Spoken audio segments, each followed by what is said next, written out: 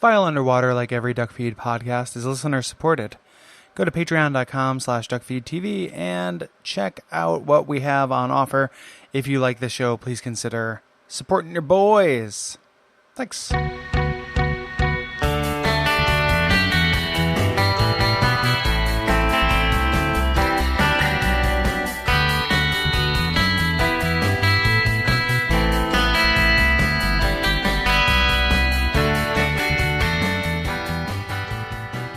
This is Gary Butterfield. This is Cole Ross. And this is File Underwater, the show where we try to convince you that R.E.M. is America's greatest rock band. R.E.M. is back, baby. If you thought they couldn't rock. You thought they... here they are. This episode we are talking about Accelerate, released March 31st, 2008. 3 years after the last album, so quite a ways out. And it's a big deal. This is a comeback album. Yes, please call it a comeback. We really want you to acknowledge that R.E.M. Knows what they did. Yes, you know what you did. They put in their time. Yes, they all admitted it. It's all we need from them to admit that they're wrong. Right. I will say, let's say Around the Sun never came out. Mm-hmm. I don't think this would be considered like super great if Around the Sun didn't come out. Like, I think this is a good album, not a great album. I think it's all right. Yeah, I feel like this is a better version of Monster. Yes, this I think has it's a better everything that I I liked in Monster without the stuff that just completely fell flat for me. I think that's true too. I think that in the time though between this and Monster, like, Stipe has gotten to be a generally weaker lyricist. And I think that. And this is somebody who doesn't like Monster that much. Yeah. So I think this is a better version of Monster as well. But this is not. I think there's definitely like a lot of like boomeranging that happened with the consensus of this, from the band and from the public, where it's just like, God, thank God, they didn't just like somehow follow the trajectory of Around the Sun until eventually it's like those Slow Down Chipmunks covers, which would have been the next album. Yep. So it is cool. Like it is cool that they did this, and there are some good songs on this. Yeah, but they benefit from the diminished expectations, right? Very much. I guess that's my point. Like very much so. I think in the grand scheme of things, like looking at every R.E.M. album as we've done for the show, and as I've done as a fan, like it's still hard to call this in the top half of R.E.M. albums for me. Right. While still being, that's still R.E.M. is a good band. Like it still means it's a good record, but like. If this didn't have the context around it, it would be less noteworthy. Mm-hmm. Yeah. And I think that overall, not to get into like summary and stuff, like it is great to have an album that is fun to listen to again. Yeah. And just so breezy again, half hour. Bam. It's 35 minutes, which I think is only 10 minutes longer than Chronic Town was. Yeah. Like, 11 songs in 35 minutes, and like, even they even talked about it when they talked about this album. Is like, well, if you don't like something, wait a second, we got another one for you. Mm-hmm. And I really love it. And they're cool tricks they do with the sequencing. Like the songs don't have a long tail, as far as like a lot of times in recordings, bands will let that last note ring out, and then they you let the instruments capture everything, and it gives a space between songs on the album. Like there's not actually literally a pause. It's if you turn up the volume. Like there's still an instrument ringing out. Yeah. This album doesn't do that. No. So the songs like literally just start bam, bam, bam, bam. Like they, there's not intros, there's not moments of silence at the beginning or end. So the whole thing is just like paced like blisteringly. Yeah. And if I'm going to choose a pace, like something can be too fast paced, but I would way rather have something be too fast paced than too slow paced. Yeah. 9 times out of 10. Lean more this direction, please, because I think so. That problem that we talked about at length in the reveal episode of, takeoff and landing, of ramp up and ramp down, not present here. Yeah, it doesn't. Yeah, it's all plateau. Like you just start. You immediately start at the top of the mountain and you end at the top of the mountain. And like some of those mountains are not the best mountains. Right. Some of the, and some of them are very good. Like it sounds like I'm down on. I'm really not. Yeah. But like it's just you don't fuck around. And I like R.E.M. not fucking around. For once in quite a while. Like Up is the obvious. Like. First in the Sleepy series. But even New Adventures, which has like some rockers on it. Also has some sleepier songs on it. Like this is, and Monster, this is probably the closest thing to, also has like all those weird like King of Comedy experiments and shit. Yeah. This is the like straightforward R.E.M. rock album. Yeah. And like singularly, like even something like Chronic Town has Gardening at Night. Yeah. It has Stumble. Has Stumble, has like a lot of like 40% of that album is weird experimental stuff. Like this is a rock album, front to back. Yeah. Yeah. And like that that one noteness, like it is not entirely just like a distorted guitar. They break away from that, but like it's mostly that. Like if they did this all the time, if this was all that they were, that would be a similar problem to what Around the Sun had, which is, still not a great thing. That lack of texture. It would still be better. Right. Like I would still rather listen to that because it would be breezier and like catchier. More fun to listen to, right? More fun. Like, we talk about that variety being a strength of R.E.M. Like this is them consciously, like bringing the dial all the way back into the other direction to where they would be able to soften it up for the next one. Yeah. Yep. Which it's interesting to have this be, I feel like a counterpoint to Monster, and the next record, which I feel like the greatest counterpoint is to New Adventures. And like have this pairing at the end. Where they end with something that is, what I've considered with New Adventures, like a really good, like wide variety R.E.M. album. Yeah. Like them trying to do that again. Like I don't think the next record is as good as New Adventures, but like, it's cool to see them go back to their strengths slowly. And this is an important step to getting there. And again, I didn't, like I said, this last episode, but these last 3 albums, I didn't listen to a whole lot. Right. So having this excuse to do so has been really great. It has been. Yeah. So let's talk about how this happened. Yes. About how they managed to pull up from their nosedive, right? Yeah. And the book that we read, Perfect Circle, makes a little bit about, more exposure to Bill Berry possibly being something that reminded them that, hey, it might be fun to do rock again. Yeah. This kind of started with their guitar tech, Dewitt Burton, which has a great name, getting married and R.E.M. reuniting to play at his wedding. Which and he's just a guitar tech. Yeah. Like that dude comes on and tunes and restrings shit. Like, that's all. What a bunch of sweet guys. Yeah. Like do that for a guitar tech. Yeah. But yeah, like October 2005, like kind of hot on the heels after this tour, Bill Berry coming out playing 7 IRS era songs, like in songs from that era end up being what inspires this album. Right. Yeah. Explicitly, we get actual proof of that later on. He would also, join them for what was supposed to be like an event where Athens artists covered R.E.M. songs. Yeah. But then like, hey, here's this unannounced original lineup R.E.M. set. And people found out about it because they saw R.E.M.'s instruments in the restrost. Like, what is this? Equipment. What's this Rickenbacker 330 doing in here? Yeah, doing in this toilet. Yeah. We get this out. So, pretty crazy. Like, if you imagine like living in Athens at this time, like this, exploding your brain. Yeah. Like I would have been, super, super psyched, like not only to see him join the band again, but just like, I get an original lineup set in the middle of nowhere where I was just going to watch some like, some people do some covers, which would also be a fun show. Like I would go to that show if they scheduled it tomorrow in Portland. Like I'd go watch a bunch of bands cover R.E.M. Like that would be very fun. Yeah. So they got inducted into the Georgia Music Hall of Fame. And he played with them there. During that, and they opened, it was this like smaller event, like it wasn't like the Rock and Roll Hall of Fame. No, we'll talk about that a little bit. But it was a smaller event, and they just like played a loud rock band. They began with Begin, and they even like, hey, this is gonna be loud. Like they were so sick of Around the Sun bullshit. Yep. They knew they had fucked up, and are just like, let's be a rock band again. Yeah, So great. So let's do it. Awesome. But let's take a break from doing that to record this ultra sleepy cover of John Lennon's Number 9 Dream for Amnesty International, which is the final track that Bill Berry played drums on with R.E.M. Yeah. And it's not great. Nope. Like it's not a great John Lennon song, and it's not a great cover. But it is weird to have a recording with Bill Berry on this late in the game. Yeah. In like 2007 or something like that. Yeah. Which was also the year where Berry did his final performance. So we had this long spate with them that concluded with him joining them on stage when they were inducted into the Rock and Roll Hall of Fame. Yeah.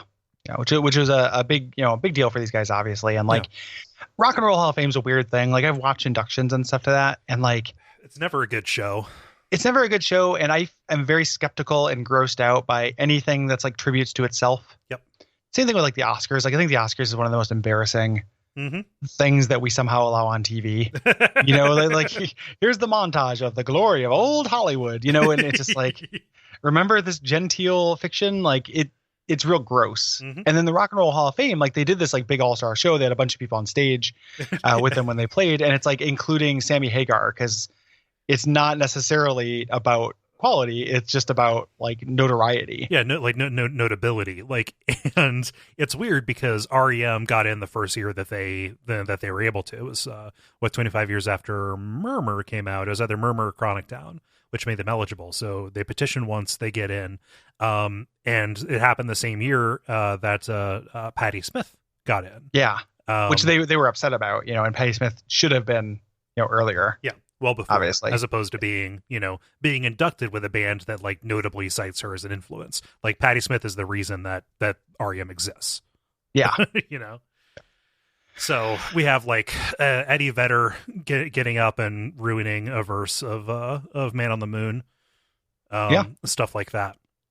It pretty embarrassing, I think. Like, if I was in a band, I could see why you might be into it. Yeah. You know, but it's like, it is, you know, like, let's say there was a podcast equivalent of that, you know, and we've been doing this for 25 years, and it's like, go up there and do some of your, hey, it's the summer come. You boys did it. Like, you know, it would be intolerable. Like, I would find that very embarrassing. Like, you know, walking out in front of gigantic blown up pictures of like Ira Glass and, you know, Adam Carolla, like Jesse Thorne, and then just like, you know, the history, the golden age of like just any kind of like wanky self-referential Ouroboros shit, like, can miss me. We had enough of that in the final Fireside Chat. We do not need I do not need to dwell on the past quite as much as something like the Rock and Roll Hall of Fame does. There was some heartwarming stuff in this too. Like Mike Mills got like genuinely got emotional. He referred to Ian Copeland, who had just recently passed away, as the older brother that he never had. You know, Stipe thanked his boyfriend, identifying him publicly for the first time. You know, he was out by that point, but, you know, very sweet moment. And I love this. Michael Stipe shared this anecdote. Who knows if it's true, but he said his grandmother believed that R.E.M. stood for, or should stand for, remember every moment. Yeah. Very sweet. Yeah. And then Peter Buck decided to pick up his amp in the middle of a performance and throw it into the audience. Yeah, he threw at the Georgia one, the smaller one, he threw a guitar at the audience as well. And there was just like people in tuxes. You know, so like Peter Buck's not unhappy during this, but you wouldn't know that. Right. You know, I think that's his version of being happy. Like, is just like, pretending. Well, yeah, pretending. Yeah. We're like, you know, just doing big rock star dumb shit. You know, like I'm a big crazy rock star. This is me being happy because I am R.E.M. Yeah, exactly. I am R.E.M. I'm throwing nonsense into the crowd. Yeah. So that it is everyone's kind of in good spirits here because of this, the beginning of this revitalization. Yeah. And so there were like rumors that Bill Berry might be coming back for some kind of, you know, reunion, but that's not his style. Like in the run up to the Rock and Roll Hall of Fame, like Bill Berry was basically an anxious wreck for 7 months. Is what Peter Buck said. Like, he said it would take an act of Congress to get him out of his house for more than 2 or 3 days consecutively. I'm like, yep, same. Yeah. Like, didn't know what to wear, didn't know what to do. Right. Etc. Like, just got nervous about it because it was no longer what he did. Right. So not the case. But they still, you know, had more albums to make, and they did not want to let Around the Sun be their final message to the world. You know? Yeah. And so they set out with a very distinct agenda. And this is a word that pops up over and over again as we're talking about it, with a goal, with a list of things in mind that they needed to do to set things right. Yes. Yeah. From all angles. Right. You know, and they were very aware of the problem. Like they had, you know, they needed to wash away Around the Sun. Like Michael Stipe said, like, you know, if we make another bad record, like this ends, you know, and that was true in a very like real way, not just like artistically, but commercially as well. You know, like Around the Sun didn't do super great, or even in their kind of like holdouts and bastions. Right. You know, like we can't just like continue to make bad records. Yeah. You know, and go ahead. Or no, go ahead. Peter Buck being older than the others, saying, guys, I'm too old to spend 9 months doing something that I don't want to do, making work I'm not proud of. We should try something different, or else you can do it without me. So this is a band that has had ultimatums before. And in fact, large changes within the band are only made on the backs of ultimatums. But this feels real. Yeah. Like that, he could have quit. Yeah. And then they would have still been on this contract. It would have been very messy. Imagining what R.E.M. would have been, where if it's Mike Mills and, just a trio of Stringfellows, it could have been, you couldn't do it without Peter Buck. Losing Bill Berry, it was a huge deal. Mm-hmm. He was unquestionably the most disposable member of the band, but just by degrees, just because everyone else is literally indispensable, right. And he's 1% dispensable, but you couldn't lose Peter Buck and still be the same band. No. Even close to. So it's this is a huge deal. They started working on this stuff during that Around the Sun tour, which we talked about, which is a fun tour for them. They were having fun. They were working on these songs for what would become Accelerate at these soundtrack checks. And part of that was hey, we're crafting a new sound. Ken Stringfellow, we got to get you out of here because we don't want to have a temptation to have these atmospheric keyboards pop in. We don't need your third verse wash on every one of these songs. Yeah, you no longer have a place in this outfit. And exit Ken Stringfellow. There's no indication that it was acrimonious or that there was any real bad blood behind it. It just is framed as a necessity. Yes. Yeah. So the lineup became a 5-piece again. They had the original band Muck Mills and Stipe, Buck Mills and Stipe, and they kept Scott McCaughey on additional guitar, and then Bill Riflin on drums. Mm-hmm. Yep. So they were looking for a new producer. Obviously, we mentioned that they are changing that up, and U2 and Coldplay, fucking A, both suggested they bring in Garrett Jackknife Lee. I wouldn't bring anybody who called themselves Jackknife. Anything. He named himself after a Radiohead song. Yep. Yeah. This to me speaks of a man of low character, but feels like a neck tattoo. Yeah. I said I will never be hired again. Just right across your knuckles. Mm-hmm. So they brought him in, and he was not real into R.E.M's most recent albums. The last thing he did listened to was Automatic for the People, and didn't like it. So it's not even just I don't like Around the Sun. He's just out for the second half of their career. Yeah. And he was amazing. He listened to their most recent stuff and was I don't want to fucking work with these guys. This sucks. Yeah.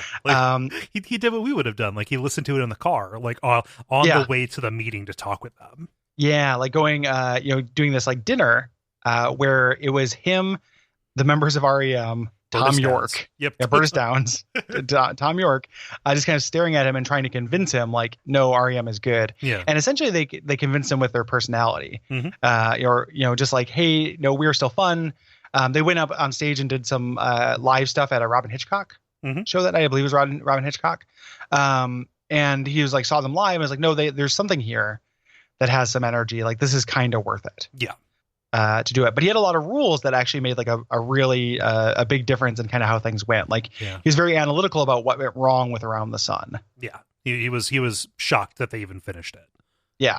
The way that Lee is characterized, I'm not going to call him Jackknife because nope. The way that Lee is characterized, at least in our book, is the wolf.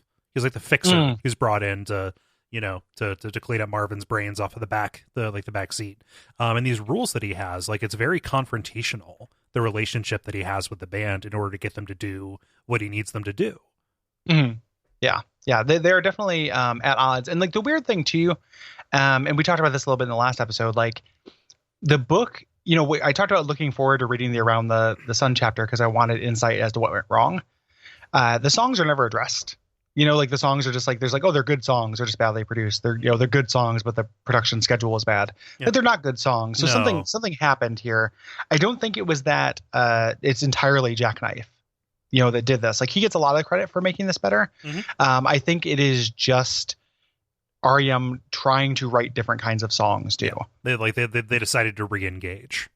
Yeah, and that made a big difference. Yeah. What happens if we write some stupid shit? Mm-hmm. And that made a really, really huge difference. So Jackknife gets a lot of credit. We're going to talk about the cool things he kind of did to trick them into recording a better album. Right. But it is almost entirely on the back of just like songs that are a degree, an order of magnitude better. Yeah. Than the songs on Around the Sun. Mm-hmm. Yeah. So they laid down the initial instrumentals at the Armory in Vancouver, which is, the band wanted to go back to Vancouver. They had recorded there before. Lee very much didn't want them in a studio they were familiar with, because I think in his words, like, he was already on his back foot.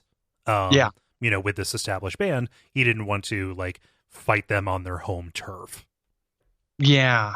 He needed to put them in an unfamiliar space to kind of make them, a little bit off their game, a little bit uneasy, which is good because like, feeling too safe and too kind of like stolid is what happened. Yeah.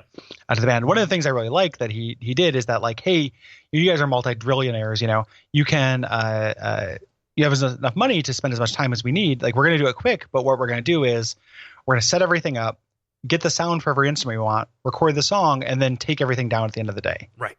And then work it back up. Whereas usually in a band, you're trying to stay in the studio as little as possible. You get everything set up. You try to bang out as many songs as possible. Right. But the idea here was like every song's going to sound a little bit different. It's weird because I don't think that comes through. Nope. Like I think some of these songs sound pretty the same, right. But like mentally, I can see how that'd be useful. And it also stopped them from doing bullshit of like going out to dinner and going back and fucking with things. Yeah. Which they also made a rule. Like nobody does that. Stipe can go sing at night because he likes to sing at night because he's a weirdo. But when the day is done, the day is done. Like we do not go and tinker. Yeah. So once things are taken down, things are taken down. We are going to focus on one song at a time. It's a little bit like, if you work at home, don't just work in your pajamas all day. Change into something that will that will mess with your your state of being, right? Yes. So that is a very good idea, and I think that it benefited them. They did overdubs at the Grouse Lodge in Ireland, which was kind of isolated, and Lee was worried that they would just fuck off and go to Dublin. But by this point, their head was in the game enough that they didn't really do that. Like instead they just installed the Guinness tap in the studio and, stuck around.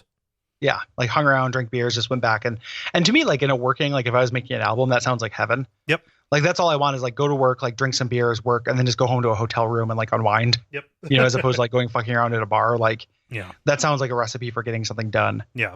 They also took breaks during this time too. Like they're out on the countryside, so they like drove tanks and fired guns. Yep. Which is, I want a signed picture of Mike Mills in a tank. Yep. Like, can you imagine like being on the shores of Normandy or whatever, and like Mike Mills pulls up, and then like his beautiful head pops out of the top of a tank and just like smiles at you, and it's like, I surrender, buddy. It is. You can have this country. Like, it's yours. It's yours. I've bent the knee. So there's an interesting thing here because Burtis Downs said like, hey, you're in this location. We're trying to make something that sounds kind of live. Mm-hmm. You should try these songs live. Yeah. Weirdly, Wikipedia gives this credit for this to Mike Mills for this idea. It's very strange. Like I found that today. Mm-hmm. But he said like, hey, do this thing like live rehearsal. So they rented out the Olympia Theatre in Dublin for 5 days, and every show they did all of the songs that they had from Accelerate, but also did a bunch of like old stuff, like almost exclusively from Chronic Town and Reckoning. Right. Which like Be Still My Heart. Yeah. This is so good. This album is so good. Cool. Yeah, it's a really cool live album called Live at the Olympia, which like, the Accelerate songs are not my favorite songs, but it's interesting to hear a band trying them. Uh-huh. And they're obviously having tons of fun. Uh-huh. And the live versions of like, it's like it feels like songs they haven't played live in like 25 years. Yeah. Like a million, like what's million going on? What's this going on? It's pretty cool. Yeah. Yeah. It's great. Like even on the new stuff, you have like, kind of like stage patter almost between them. Like they have false starts as they're going, like, hey, this is not a show, this is a rehearsal, this is what you signed up for. Like it is very fun. I would have killed to see that. Like this would have been in like the top like 5 tours or live experiences of R.E.M. that I would love to have seen. Yeah. Because it's just like, it feels very intimate. Like even though it's at this huge theater, it's not very intimate, but just like, I love the idea of a band doing this. Yeah. Hey, like this is not like a professional set. Like we're going to fuck around and see if we can figure out these songs. We just want to hear what they sound like in the setting because we're writing songs for this setting. Yeah. Super. At one point, Michael Stipe jokes about having to look up his old lyrics on the internet Yeah. You know, saying like he didn't recognize them at all. Well, probably because like, you know what you did. They weren't right. Yeah. They're probably incorrect. Yeah. So, and I love it's super sweet. They end, dedicated to Burtis Downs, with gardening at night because Burtis Downs likes that song a lot. Yeah. Very sweet. They actually finished up. Yeah. They went to the Steny Stovall Chapel, which is the place where they did Athens Inside Out, the live version of all you have to do is dream and Swan Swan Hummingbird. Mm-hmm. They finished there, kind of retrofitted it to be a studio because they wanted to end in Athens. Yeah, that's the thing that Lee kind of valued, was working in spaces that were not actually studios. He thought studios were too comfortable. Yeah. So like he was looking for like houses or warehouses, garages, things like that. Mm-hmm. Yeah, and so that was why they ended up doing that. If they had to be in Athens, he didn't want them on familiar ground where they could fall into old patterns. Yeah, they looked at like renting a house, et cetera, but they ended up going with this old chapel, which is cool. Yeah, and most of the songs were knocked out in a handful of takes. Like they ended up kind of back in that comfortable productivity that we talked about so much in the early episodes. Yeah. They finally did their final mixing at the hospital in London, which is another thing. And there are two other songs I could not find. They're completed, two slower songs. They'll probably show up on the Accelerate 25th Anniversary Edition or whatever. Their live versions on the Live at the Olympia. Yeah. But there are studio versions out there. Oh wow. Which is neat. Like, or I mean, they recorded them, they finished them. Yeah. It's just, and they wanted to get them on. Buck was like really, really into putting them on the album, but they were slower. Staring Down the Barrel of the Middle Distance and On the Fly. Yeah. They jettisoned both those, despite Buck. They kind of Lee and Buck fought over it. Which was a good idea. Like, it was kind of the converse of what they did by leaving a bunch of stuff off of Around the Sun for this. This doesn't like there's a weird album where like it definitely lacks texture, but I don't think texture would help it. No, like I think this is weird. Like this is the album it needs to be, in every every way. Yeah. So it's like, even if it's not my favorite R.E.M. album, like this is what it should be. Yeah. They toured for this, not as expansively as they did for Around the Sun. Like the stage show wasn't as kind of like lush. But they went around. They appeared at South by Southwest. They also were on the Colbert Report. I couldn't find that video. I would like to. Yeah, I also couldn't find it. Yeah, but they were real into it because they, that was him at the height of his powers, and they're obviously politically with him, politically engaged. Yeah, and I'm kind of bummed out because I totally could have seen them on this tour. If I was not like in college or something like that and didn't have any money. Their opening acts were The National and Modest Mouse. Be Still My Heart. That would have been pretty neat. that is a cool ass tour. I would have enjoyed this as well. But like I was like probably like a lot of people, like I just kind of thought R.E.M. was over. Yeah. And that was the year I moved out here. Mm-hmm. And the I just like was kind of done with them like after Around the Sun, and I fell off like at Reveal, and I was just like, I don't, I'm okay not seeing R.E.M. It's gonna be really expensive, and I didn't really realize the dichotomy between their album work and their live stuff. Mm-hmm. It would have been an astounding show, and I didn't really put that together. Yeah. So bummer. You had Peter Buck and Johnny Marr playing because Marr was with Modest Mouse at the time. They were touring in support of a really good album too. Shit. I actually saw Modest Mouse in the summer of 2008. I wonder if they were just like breaking off of the R.E.M. tour to go hit smaller places. Yeah. Between tours, yeah. If I had to choose, I would see them with the National. Like Modest Mouse has never like super well for me. Yeah. For no good reason. Like it seems like a very up my alley. I just don't like Isaac Brock's voice very much. Yeah. I like the National quite a bit though. Yeah. And would have really enjoyed that. And again, National in 2008. Oh, like, Jesus. Give me a break. Heels. Like like that. Like of the of one of the two really good National albums. Yeah, either Alligator or yeah. So it that would have been really cool. Yeah. So they when they were playing this material on this tour, they brought old material that felt like it would fit in on the new album, including somehow Ignoreland, which shows me that they don't understand how bad that song is. I can see it because so much of the stuff on Accelerate is political. Yeah. They like Baby's first political stuff, but like it is so they played Ignoreland live for the first time. So I would not have known what to make of that. Yeah, just like okay. Yeah, that sure right. is a song, isn't it? Yep. On the international leg of the tour in Finland, Peter Buck's guitar was stolen, like this relic, the Rickenbacker 330. Yep, and then it was returned anonymously a few days later. I would have freaked out. Like, that's terrible. Mm-hmm. Yeah, somebody returning is real weird too, like that arc. Yeah, like wanting it enough to steal it, or having the mind to steal it, but then also having the presence of mind. Me totally twisted, stealing all of Peter Buck's swords. Me the next day with a room full of Peter Buck swords. It's just like, getting that mindset's very strange to me. They did during a show in Santiago, Chile. Burtis Downs came on stage with his laptop because he had just found out that Barack Obama became the president. Mm-hmm. I remember 2008 when everyone was well invested in that. Cue 1,000 angry leftist tweets about drone strikes from Obama, but it was a different time where that was a big deal. Yeah. Regardless of whether it was a fiction, culturally it was a big deal. Yeah. So. Yeah, man, I have no patience. Yeah. Well, here it comes. So it doesn't matter. It doesn't matter. You have patience for it. It's just going to happen. So. But yeah, that was at the time that was a big deal. Yeah. They had backed Obama, and then even for people who super angry leftists, that was before Obama had a chance to show what he to let anyone down, right? So it was genuinely very exciting. It is hard to think of to remember what kind of positive cultural feeling all of that was. It's not hard. I still remember immensely where it was. Depressing. Yeah, it's immensely depressing to think about where we are now versus that. Yeah. So. Ugh. So yeah, this was the band's final tour. Yeah. No.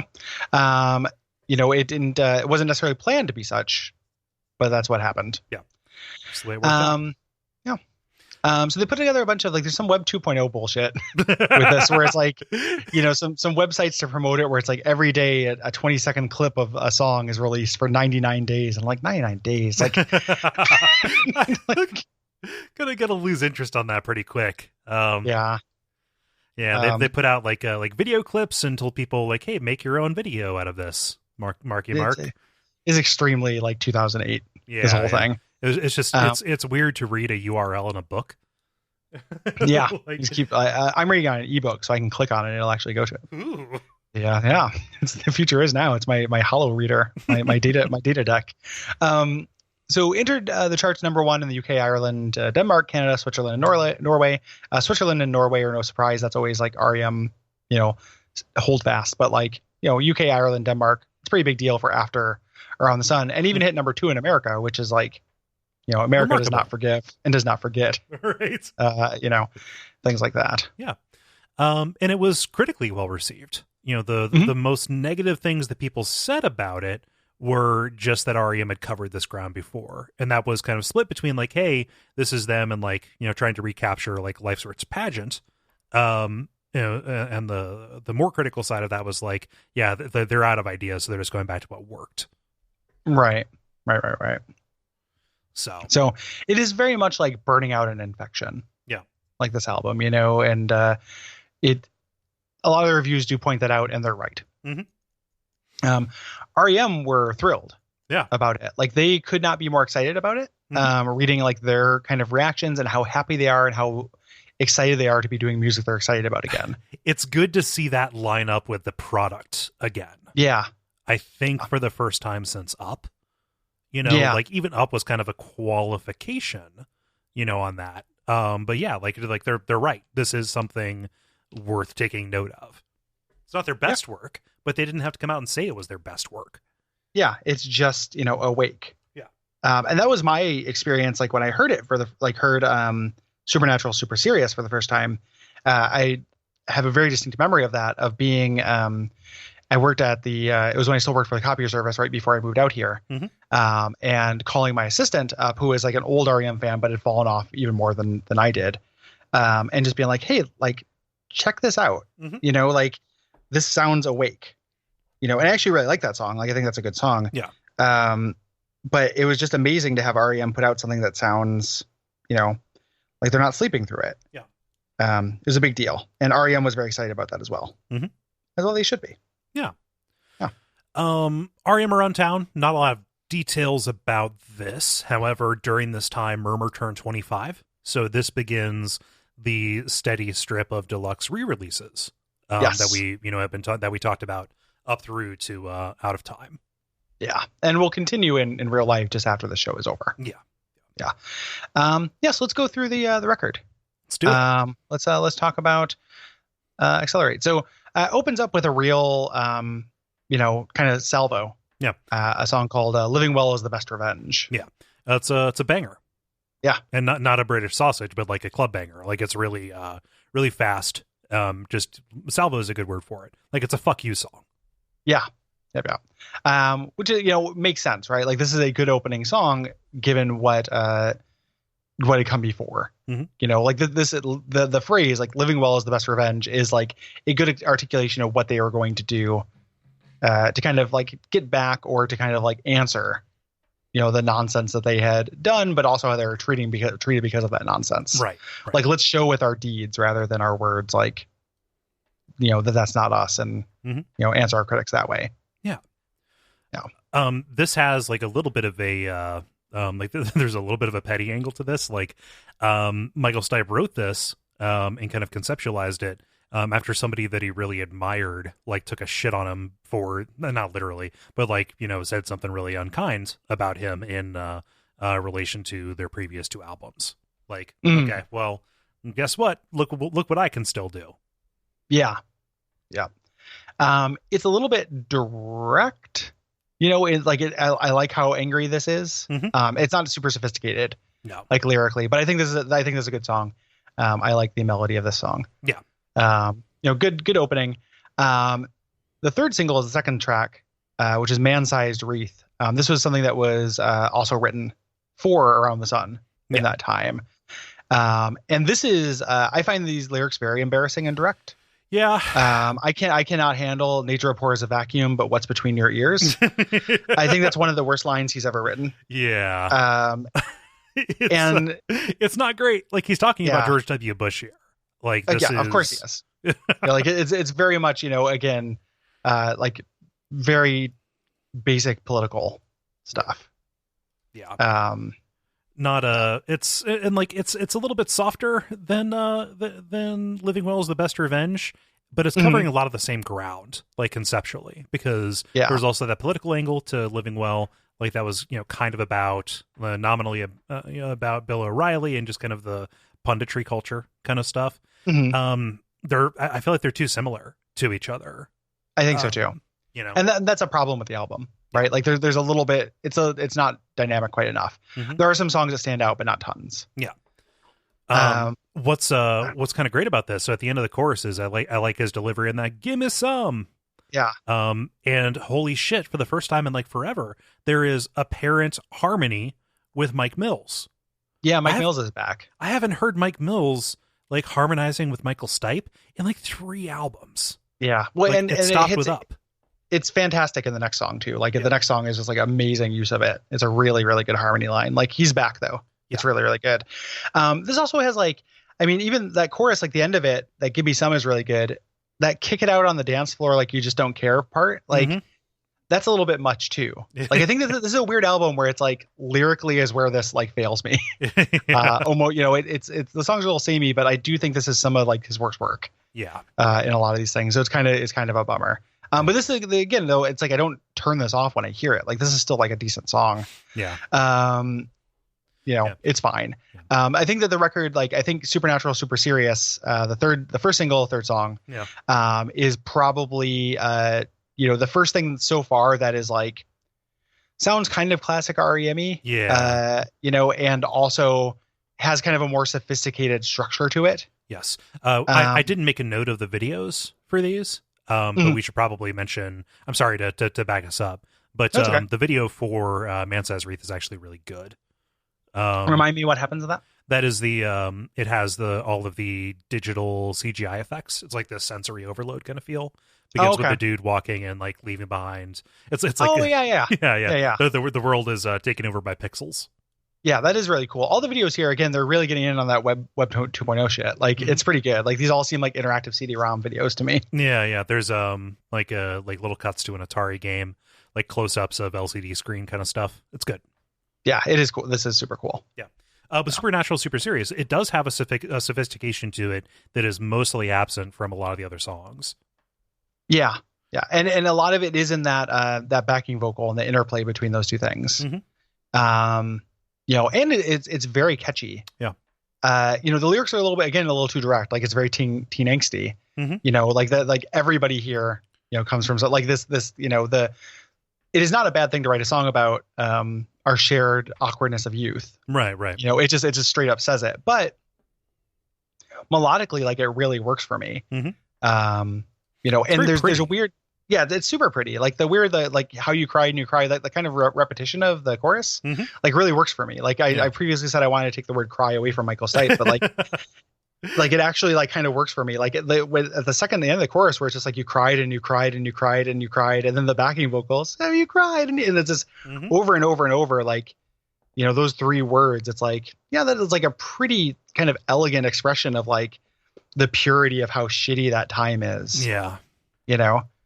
So it ends up really, really working for me. I love the idea of there's a part where he says the premise buckles and the ropes start to chafe. The idea of the premise buckling is very good to me. Yeah. Pretty good. I love the break right before they reprise Everybody Comes From Somewhere. Yes. Yeah. Cut away and then just the chords before it builds back up again. Oh yeah, it's like a little bit Boston-y in that way. It sounds like there's a Pixie song called UMass that sounds a little bit like in general, but like really catchy, like good song. You know, I previously I still mean it when I say that like Day Sleeper is probably the last like A+ R.E.M song, but this is like an A-. This is a good song, I think. Yeah. Very proud of my boys putting out a good single. Good choice for a lead single too. Absolutely. Just because it does have that kind of like softer, sensitive side of this that wouldn't have been as apparent. The video for this, not as fun as the Man Says Wreath one, but still good. It's the band performing, and everything kind of has this digital video compression over it. And they cut away to like kind of like kinetic text treatments of the lyrics as they're being typed out, like on this 3D screen kind of thing. It's fine. Everything's kind of in this monochrome. Yeah, not super great video, but very cool song. Yeah.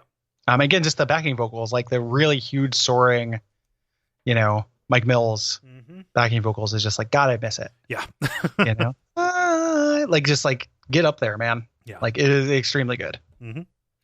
Hollow Man was the second single, notable Kevin Bacon movie. Real gross.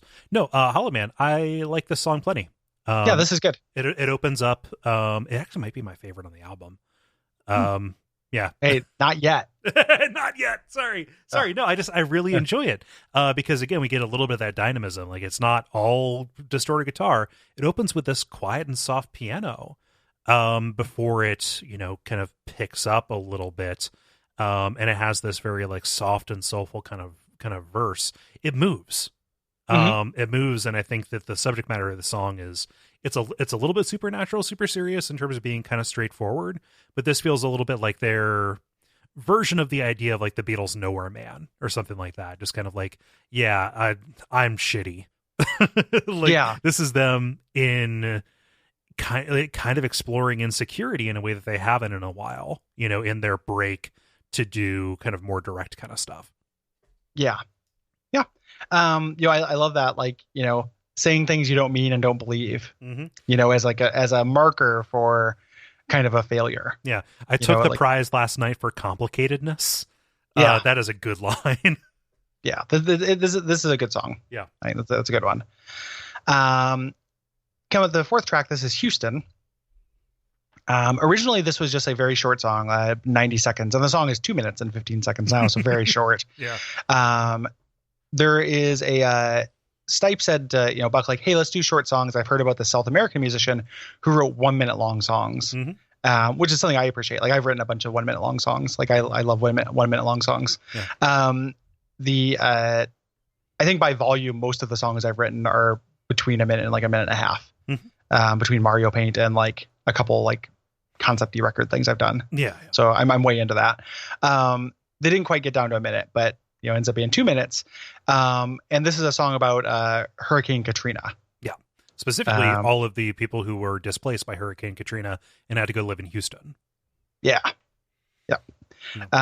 Yeah, I think this is kind of cool. The neat thing is the organ that comes through that is almost more of a percussive element than an instrumental element. Yeah. The organ combined with the bass makes this a very foreboding kind of it's like a big doom drum kind of thing.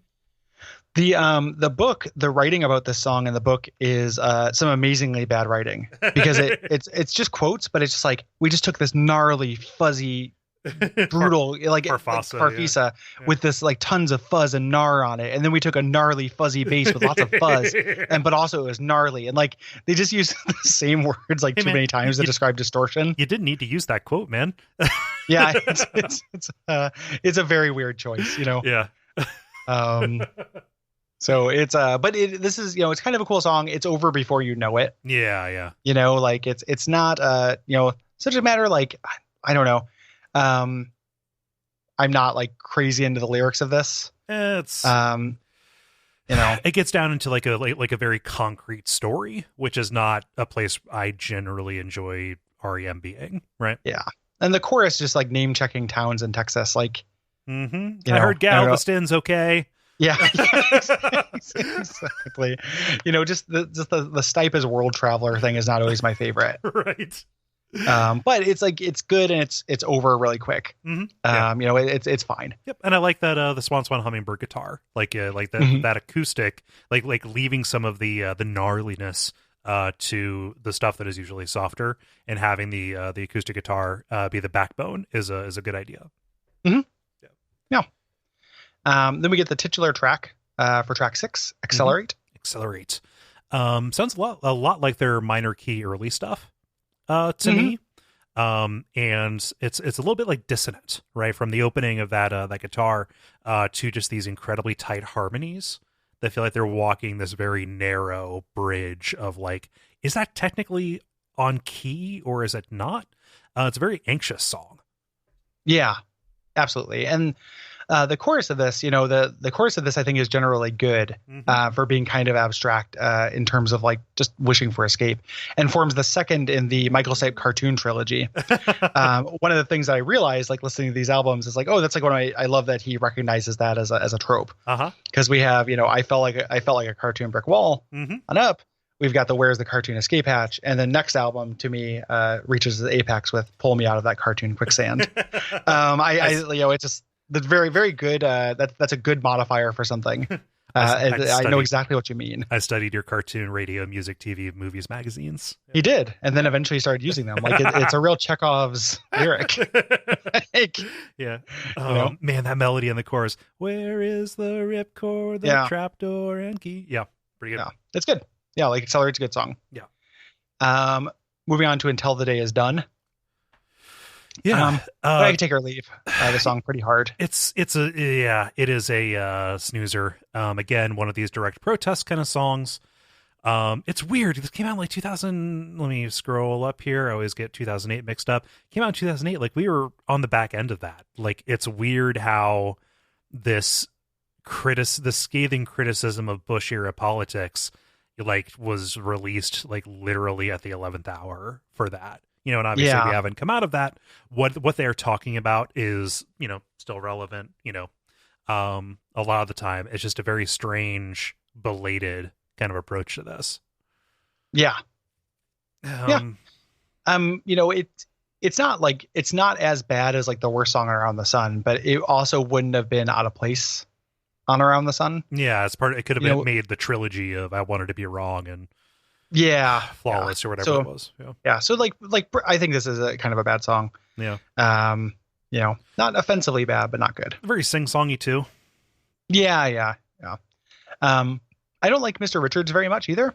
Like I actually like looking at it now, it's like, oh, I don't actually like the second side of this very much. Right. I think the first side is actually very good, and it makes a pairing with Monster in that way where like this would have made a hell of an EP. Yeah. So there's only one more song in this album that I like. But yeah, Mr. Richards, I don't know what's going on here. Despite what the chorus says, which is, yes, we know what's going on. Yeah. Lots of rhyming dictionary stuff. Yeah. It feels like in this song.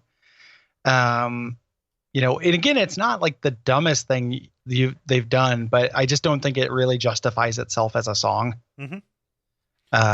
Yeah. And I can't get it out of my head that they're talking about Michael Richards. Oh, and just being very belated in criticizing him for his outburst. Yeah, I thought I assumed it was about Richard Nixon. Yeah, was my assumption. That's the serious answer. I know that mine was a joke. Okay, I was just like, I couldn't remember when Michael Richards 2006 was. Richard's Folly, as it's been known in the annals of history, as it has come to be known in the Seinfeld, which is the field of people who are enthusiastic about Seinfeld. Some kind of cool field. I think there's, because I can read ahead in the notes, so I know what you think of songs before we talk about them. Right. Sounds like a superpower, but you wrote it down. It's not. But like so moving on, like I like this is the song that you like as well. I think on the second song, second side, which I also like, which is "Sing for the Submarine," which is interesting. Like this is neat. Mm-hmm. I don't love it, but I think it's cool. Yeah, like it's good. It's like a beat. Yeah, exactly. It doesn't rise to the heights that some of the stuff on the first half of the album, rise to. But yeah, they do a lot of neat tricks with this. And again, this feels a little bit like them having fun. Like there are jokes here, either in the music, which feels like this reprise or redo of Disappear, except without the soupiness of that. And Michael Stipe is having a field day. This is R.E.M's Glass Onion. Like, a lot of these lines are direct references to other songs. Yeah. Which is like kind of interesting. And the song is good without, I think that the biggest thing with it is I don't like the chorus very much. Yeah. And the concept of like, this is like, he's talking about all these references to his old songs and says like, talks about keeping it in the submarine. Yeah. It's a little dumb. It's just it's a little dumb. Like, I don't like the idea of a submarine that you steer with melody. Like, it's like a mist. Like, it's like a mist level. Yeah. It's like a lesser mist puzzle. It's like something from the real Golden Game. Pissed. Are you the real Golden Game? The real Golden Game. Our copy of Pissed has just been certified gold. Before Around the Sun, huh?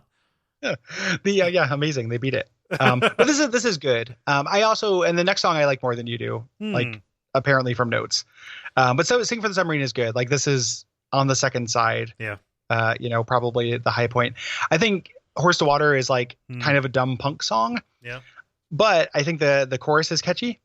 And it is over like before you know it. It's like so quick. Yeah. This is them doing like a 2-minute angry punk song. Yeah. Without being like without like I don't know, being dumber in a way that I appreciate, like not dumber in a like, oh, this is about George Bush's like bathroom habits and like late period Iraq war, complications, like right. Yeah. It just this just felt inconsequential to me in a way that made it like not stick out. And like my comment there were like, oh, it's simple, rappy, and dumb. Which is what I said in the notes. Like that is something that I wrote as I was looking at the lyrics. This doesn't offend me in any kind of way. It's just kind of this brick of sound when the rest of the album hasn't really done that. Yeah, I mean, it's definitely it is just kind of a unit. Yeah. Of itself. Like it expresses one idea. Yeah. There's, I think in the lyrics, like there's some dumb shit that happens in it, but there's also like, I like the idea of like, you can lead a horse to water just to watch him drown. Yeah. Yeah. As that's like good. A thing like that's pretty good. And there's like a line where he talks about, where he says like, I'm a bantamweight with my mouth full of feathers as a description for a soft boy, like a mouthful of feathers, punch me. Like, I am into that, as a thing. So like there's things to like about the song, for me. It's not consequential. Yeah. It is super, super simple, but it's like, it reminds me, it's like So Fast, So Numb or something, where it just kind of like moves along and is engaging enough while it's there, but doesn't leave an impression. Yeah. Yeah. Yeah. It's fine. You know, it's not fine. Yeah. Here we go. Michael Stipe fucking loves this song. Like he talks about like there's multiple references in the book and in interviews and stuff I've read where he talks about how happy he is that people were responding to it. It's been in his like quiver forever. Like this, I think predates Around the Sun as well. Yeah. Oh yeah. It is. This is extremely embarrassing. Oh my God! From the like, opening line, from the get. Yeah. Well, and the opening line is really like about as bad as it gets, I think. Yeah. You know, like at least like lyrically. If death is pretty final, I'm collecting vinyl. Yeah, he's so Sonic. Like it is the Sonicest he's been, and he's somebody who's done Lightning Hopkins. Like Lightning fucking Hopkins, man. Yeah. So last episode when I said like Sonic is going to come up, this like that delivery sounds like our impression of Sonic the Hedgehog. Yeah. It's extremely because if heaven does exist with a kick-in playlist. Yeah. Woof. What are you doing? What are you doing? Like you saw when Madonna did this, right? You saw how embarrassing that was. It's so funny. It's the closer too, because like R.E.M. like find the river, falls to climb. Me and Honey. Me and Honey. Like R.E.M. does not. Around the fucking sun. Like it is, this to do this thing that is, this is what, like, I think that I like, when we talked about it, why is the name escaping me? The, real glam rock song from New Adventures, where he kind of sings like Sonic a little bit. Yeah. I forget it. Sorry. Me and the glass back. Yeah. This is the absolute worst extension of that, so. It is. It's pretty amazing to see that get so much worse. And just the music fetishism side of this does not work for me at all. Yeah, like just like, oh yes, this is here's how great my vinyl is, and we're going to, like if the world is ending, all I want to do is play my tunes. That song is called "The Wake Up Bomb." Just to stop I pulled it up as well. I was going to bring it in, but I was midpoint. No, it's okay. Sorry about that. I just, I don't get that part either. Yeah, it's very intense. We first heard it because it's in that Perfect Square thing, because it's it's an Around the Sun era song, and even just musically. So it's not just the lyrics, which of course are like very, very hard to deal with, but even that, like, gonna lead you to the end of the world, like even the delivery, kick their asses. It's exactly that. Like, oh man, pretty rough, I think. I don't understand why you A, put this on an album, B, end with it. Yeah, and the web logs that got tangled as you willy and you wangle. God, don't say weblogs. Weblogs. That's forever. You did that, right? You did that forever. God, I gotta start talking about weblogs more. Like, I'm just gonna log onto my weblog at the end of the world. It is something. Like it is something, and it's in the grand scheme, like the arena, right, of like embarrassing R.E.M. songs. Like this might be it. Yeah. Like, is this a radio song? Like, I mean, Radio Song has that world is collapsing bit. This doesn't have that. This does not have that. And this is over sooner. Like it's quick, like everything on the album. Like it does end pretty fast. But boy, I just like, hey is not as embarrassing as I'm collecting vinyl. That's not. Yeah, because death is pretty final. Yeah, it's very, very tough. Tough to sit through, tough to think about. Yeah. But at a svelte 30 minutes, like then 35 minutes, we're done. Yep. Which is cool. Like it's like even with a couple of duds, like it goes by so quick. Like this album is a really breezy listen. Yeah. And just like because of how we're doing the show, like most people, they had to wait years before between Around the Sun and this. Like I finished listening to Around the Sun and then listened to this, so it was literally just like, oh shit. Yeah. Like music. You didn't have to like marinate in that shit. Yeah. Yeah. So it was, and it was just like such a striking contrast, like this amazing like whiplash, Yeah. So like it's real weird when you look at the trajectory of the band, like the same way that Around the Sun had to happen for this to happen, and this was the only conclusion of Around the Sun. I feel like this had to happen for them to kind of get this out of their system. Yeah. And like the next album, which I know I keep hyping it up, but like really, like, I love the next record. Like it's very good. Like is surprisingly good. Yeah. It's, you know, so this could be read as an overcorrection, right? Like it's you know, if you're drifting off to sleep and you go off the road, you know, like, oh God, I'm in the ditch. What's going to happen? You swing the wheel, you know, just because you're panicking, and then you know, launch up and you know, hit. You don't end up back in your lane. You dip over into the other lane, and a car's coming along. I think if they stayed in this lane for any longer than they did, that, you know, like the truck would have hit head on collision. You know, everybody's dead. It would hit a high speed train. Right? You know, so Around the Sun's the ditch. Accelerates the car. Like they had to overcorrect to get back onto the road, and in the next album they find their lane and then get off the highway. Yeah, and then they met their stop. Right. They end up at the truck stop and party with Andy Kaufman and rock and roll heaven. So it's like I get the function of this, and there are songs from this I will listen to again. Oh yeah, you know, like it's still good. It's just kind of like, you know, it's hard for me to say it's like in the top half of R.E.M. albums. Like it's a good record. Yeah, it's not middle third. Let's say middle third. Middle third's a real good way to put it. Yeah. What do we got for firstes and worstes? So for me, the first, man, this is hard because the one that I like listening to the most is Living Well's The Best Revenge. But I think my favorite song, what is actually I think works for me on more levels than that, than just fun to listen to, is Hollow Man. I think Hollow Man is an exceptionally good song. So I'm going to say that. Yeah, that is a good song. They're good choices. I'm just so I don't take yours, I'll say Supernatural, Super Serious as mine, which like again doesn't feel like a next level single that has to be discounted. Yeah.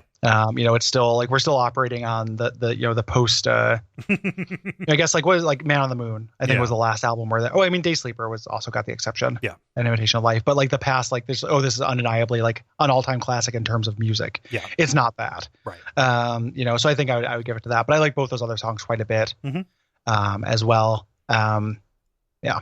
Yeah. And then worse, like, I mean, it's very hard to argue. We have to disqualify I'm Gonna DJ because that's you know, vying for space at the bottom of R.E.M's entire catalog. Yeah. Let's see here. Then I am going to say Until the Day Is Done. Yeah. Yeah. That's not a very good song. Yeah. And I'll again, just not to copy, I'll say Mr. Richards, but both of those are pretty bad. Yeah. And the second half of this album is, you know, even the highs on the second half, like Sing for the Submarine, which is interesting and good, but not phenomenal, and Horse to Water, which I think is dumb fun, don't totally justify the second half of this record. Yeah. You know, it is this is a album with like 5 great songs. Yeah. You know, 4 to 5 great songs, so it would have made a really good EP. Yeah. And I'm fairly certain this entire album is probably shorter than, let's say, the front half of Around the Sun. Yeah, absolutely. You know, and there's nothing I hate as much. Like even Until the Day Is Done does not hurt me. Right. You know, the same way that like that trio of idiots from Around the Sun does. You know, like it's like this is a bad song, but it doesn't like literally hurt my soul. Yeah. To listen to it. You said nothing that hurts you. You forgot I'm going to DJ real quick there. Well, that doesn't like. It's so stupid though. Like I respect that more than I respect like you know, like something like Boy in the Well, like. That song fucking destroys me with how bad that is. Like, I'm Gonna DJ is misguided, but at least it's guided. Yeah. You know, it doesn't feel like just like what would fall out. Like one of them is taking a shit and one of them is just opening up your asshole and seeing what falls out. You know? What a horrifying image, Gary. What have you done? I'm always going to respect taking a shit more than I am just like opening up your asshole and seeing what falls out, you know? It's weird because, you know, I'm amplifying the differences here, but go with me. Like the last episode this came out, and it also happens here. Like the fact that I can't stand annoyance and you can't stand boredom. Like just that subtle difference in values, you know? Yeah. Yeah, and that ends up making sense with, you know, lots of stuff. Yeah, kind of it in general, like that, you know, follows through to like Watch Out Fireballs and stuff too. Yeah, because I'm very sensitive to being bored, and I'm very sensitive to being annoyed. Yeah, yeah. So I mean that's Accelerate, a good album that is worth listening to. Yeah, it is worth the time it asks of you. Yeah. We're still in the B-side extra track drought. There's a little bit more, but there's not tons. But there's a bit more. Yeah. It's hard to find, I gather. Like you're really thorough with this stuff, but you weren't able to find like a lot of the fan club stuff, right? Yeah, like people stopped putting them up on YouTube. Yeah. Which is, that's the only place I really look for them. Like I search the fan club and find out what the songs are and then look all over YouTube and try different, spellings and stuff to see if but I have not really been able to find them. The only thing I was able to really find here, so they covered Santa Baby, which I would actually love to hear. Yeah. Because that song is terrible and I have a weird fascination with it. So someday, I'll have to find that. Yeah. And there's a song called Crazy Like a Fox, which I don't know. Yeah. It's on the fan club, so it's probably a surf instrumental. Undoubtedly. Yeah. Undoubtedly. I don't say they'd be catty. It's just if we're playing the odds. Yeah, it's just there is a smaller band within R.E.M. that only did surf instrumentals, and you could put together an entire B-side or like a whole set list from just their B-sides and Wind Out and White Tornado and the like. Airliner, yeah, which is on this record, which again just like another fucking surf song. Like, okay, guys, yep, we get it. You like surf, yep. There's something called R.E.M. IHT Arrow U Arrow EDIYTW. Yeah, I don't know what that's about. At first I thought it was airport codes, but because of the arrows, but yeah. No idea. Yep. They covered a Darlene Love song called Baby Please Come Home. Mike Mills singing on this. Like, it's the most confident he sounded singing. It's very soulful and it has these neat strings. It's a good song. Yeah. Yep.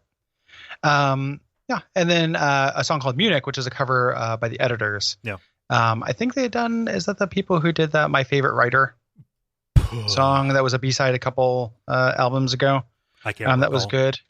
Yeah. That was pretty good. That was Magna Pop. Never mind. Oh yeah, Magna Pop's great. But yeah, but it was they did this, this Munich thing. B-sides, as we mentioned, Airliner. Then they covered a bunch of Beat Happening. This is great. Fucking Redhead Walking. I like R.E.M's version better than the Beat Happening one. Yeah, I like the version of that. I like the Beat Happening version of Indian Summer more. Yeah. Which they also covered, but like just weird that they're just kind of like, yeah, we like Beat Happening. It's like, well, fuck guys. Like, yeah. Where's this been your whole career? This is a really good call.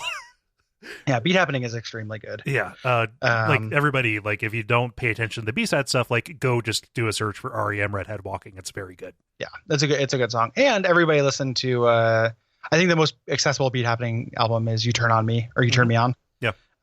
That's actually like very like just a pop album. Yeah. You Turn Me On. So like as opposed to being like their weird kind of experimental sideways drums. Yeah. Kind of stuff, which is all very good. Like I like Beat Happening quite a bit. But a good entry point is You Turn Me On, I think. Yeah. What the fuck is Living Well Jesus Dog? I think that's just an early version of Living Well is the Best Revenge. But it shows up on things like it's a B-side. So it's on here and it's just like an early kind of version, demo-y version of Living Well is the Best Revenge. Yeah. And Living Well is the Best Revenge already sounds like a demo. So it's very hard to tell the difference on it. Yeah. I just like that it opens up with studio chatter. Yeah. That's fun to hear. It's a little peek inside the kimono. Yep. Yeah, and that's Accelerate. By the time you're hearing this, it is too late to send in your responses for the end of this. But we're wrapping up. Next episode, we're going to be talking about Collapse in Now, and then we have one final episode reflecting on the whole thing and talking about your letters and some surprises. Yeah. There. Yeah. So if you want to help us out, you can go to patreon.com/Duckfeed.tv. This show, this limited run series, was funded by that. It's the only way that we can justify spending the time on it. And it's been super fun. And we're just grateful that people helped us reach that goal. Patreon is a service where you can go and pledge a certain amount of money per month. And that does things like, hey, I didn't work a full day today. I came home and I prepared for R.E.M. stuff. Yeah, it's been very fun. It's been fulfilling, and I like these episodes a lot. Yes. Maybe this will find its audience in the trade paperback, to put it in comics terms. Yeah. If you like the show, you can rate and review it on iTunes. You can support us through the Patreon, as we mentioned, patreon.com/DuckFeedTV. And tell your friends, and that's about what we got. Yeah. So until next time, it is the end of the podcast as we know it. And we feel fine.